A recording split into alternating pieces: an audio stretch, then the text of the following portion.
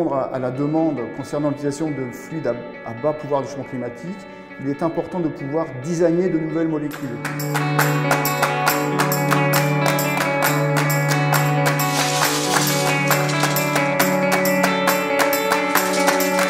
Les machines thermiques utilisées pour produire de la chaleur, produire du froid ou transformer des niveaux de chaleur nécessitent des fluides de travail.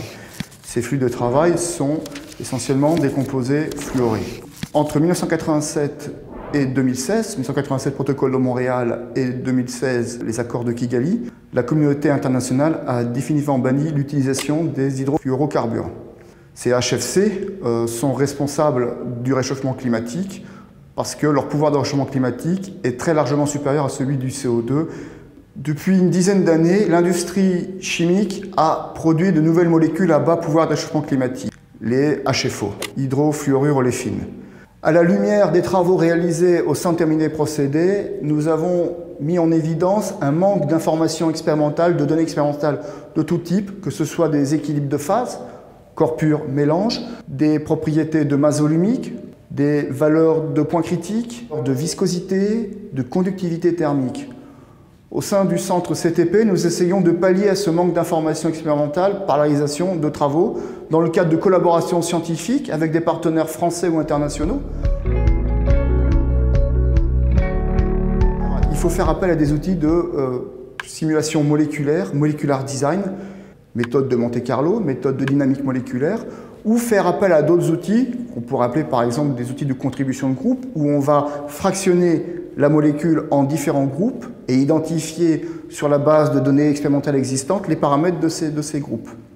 Bien entendu, la validation de ces prédictions, de ces simulations, nécessite l'emploi de données expérimentales qui sont produites, par exemple, dans notre laboratoire au Centre terminé des procédés à Fontainebleau. La simulation moléculaire est une technique qui permet de calculer de nombreuses propriétés des réfrigérants à l'aide de méthodes numériques. On utilise des modèles pour représenter explicitement chaque molécule qui compose le système et également pour représenter les interactions entre ces molécules. Donc, suivre l'évolution de ces molécules en interaction va nous permettre d'obtenir les propriétés thermodynamiques du système et également les propriétés de transport. Donc, elle peut servir par exemple à identifier quels sont a priori les réfrigérants les plus prometteurs pour certaines applications spécifiques. L'objectif final étant bien entendu de développer des modèles prédictifs permettant d'estimer l'ensemble des propriétés thermodynamiques de ces nouvelles molécules.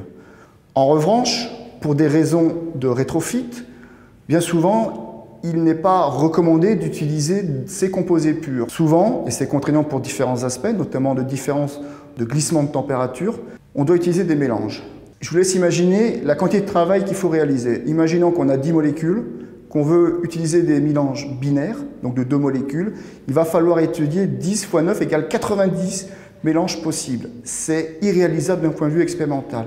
C'est pour cela que là encore, il faut faire appel à des outils de molecular design, de design moléculaire. De fait, pour pouvoir concevoir les nouvelles machines thermiques, pour pouvoir les utiliser, voire les optimiser, il est indispensable de disposer d'informations précises concernant le comportement thermodynamique de ces composés purs ou de ces mélanges.